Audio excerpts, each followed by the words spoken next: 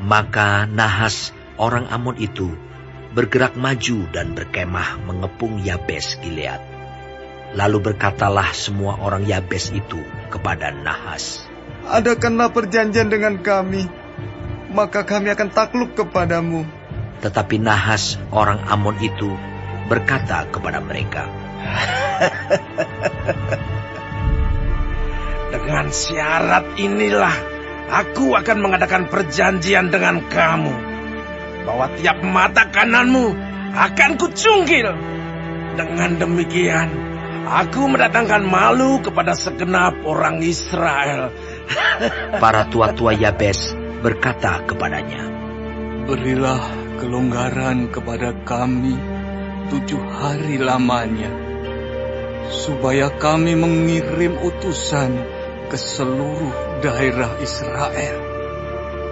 Dan jika tidak ada seorang pun yang menyelamatkan kami, maka kami akan keluar menyerahkan diri kepadamu." Ketika para utusan itu sampai di Gibea Saul dan menyampaikan hal itu kepada bangsa itu, menangislah bangsa itu dengan suara nyaring. Saul baru saja datang dari padang dengan berjalan di belakang lembunya, dan ia bertanya, "Ada apa dengan orang-orang itu, sehingga mereka menangis?" Mereka menceritakan kepadanya kabar orang-orang Yabes itu.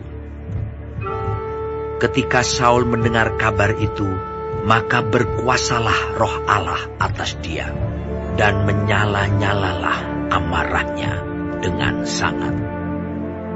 Diambilnyalah sepasang lembu, dipotong-potongnya, lalu potongan-potongan itu dikirimkannya ke seluruh daerah Israel dengan perantaraan utusan.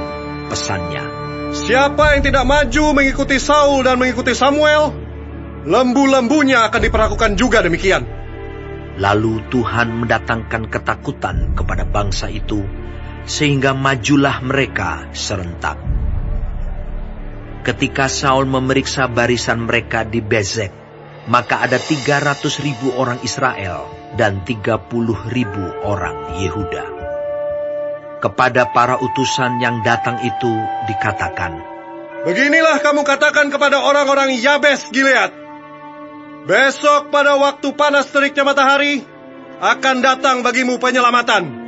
Ketika para utusan kembali dan memberitahukan hal itu kepada orang-orang Yabes, bersukacitalah mereka. Lalu orang-orang Yabes itu berkata kepada Nahas, "Besok kami akan keluar menyerahkan diri kepadamu. Maka bolehlah kamu lakukan terhadap kami apapun yang kamu pandang baik." Keesokan harinya, Saul membagi rakyat itu menjadi 3 pasukan. Mereka itu masuk ke tengah-tengah perkemahan musuh pada waktu kawal pagi dan memukul kalah orang-orang Amon sebelum hari panas. Dan terserak-seraklah orang-orang yang lolos itu, sehingga di antara mereka tidak ada tinggal 2 orang bersama-sama. Lalu berkatalah bangsa itu kepada Samuel, "Siapakah yang telah berkata, masakan Saul menjadi raja atas kita? Serahkanlah orang-orang itu, supaya kami membunuhnya." Tetapi kata Saul, "Pada hari ini, seorang pun tidak boleh dibunuh. Sebab pada hari ini, Tuhan telah mewujudkan keselamatan kepada Israel."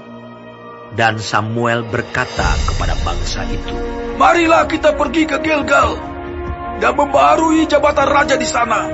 Lalu pergilah seluruh bangsa itu ke Gilgal dan menjadikan Saul raja di sana di hadapan Tuhan di Gilgal. Dan mereka mempersembahkan di sana korban keselamatan di hadapan Tuhan, dan bersukarialah di sana Saul dan semua orang Israel dengan sangat.